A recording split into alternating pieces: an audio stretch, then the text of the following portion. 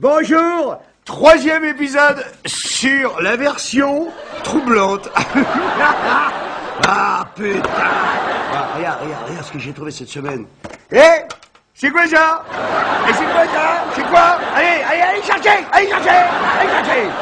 Tu vois, regarde, ils sont bandits. Voilà, donc, troisième épisode, c'est le fameux avion du Pentagone, celui qui m'a valu tellement de déboires. J'ai eu le malheur le 9 septembre de l'année dernière, j'ai eu le malheur de dire qu'il n'y avait pas d'avion. Et c'était une erreur en réalité. Je voulais dire que j'étais très troublé à l'idée que ce soit un Boeing 757, en fait, qui ait frappé le Pentagone. Nous sommes très nombreux à être troublés par cette version très troublante. Alors, je l'ai promis, je m'adresse directement à Barack Obama. Barack!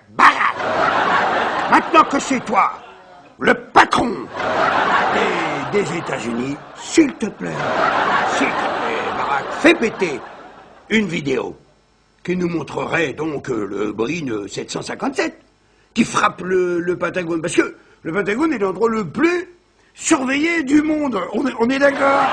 Il n'y a pas 3-4 caméras, il y en a 86 caméras qui surveillent partout le Pentagone. Impossible que tu ne l'aies pas, le Boeing 757. Plus les autres caméras qui sont à l'extérieur. Elles ont toutes été confisquées par le FBI. Alors maintenant que c'est toi le patron, Barack, je te le demande comme un ami. Barack, franchement, fais péter maintenant une vidéo. Hein, tu dis au FBI, hey, montrez-nous le Boeing. Ah putain, parce qu'il y a des familles de victimes qui ont tellement insisté. On nous a montré 5 images. Mais 5 images, on ne le voit pas, le Boeing 757. On voit une traînée blanche, tu vois. On voit une boule de feu qui sort, mais on ne le voit pas. Ouais, Barack, fais-nous péter le Boeing. Boeing 757, on veut le voir, le Boeing, qui rentre ses ailes, comme ça, et qui disparaît dans un trou de 4,50 m dans le Pentagone.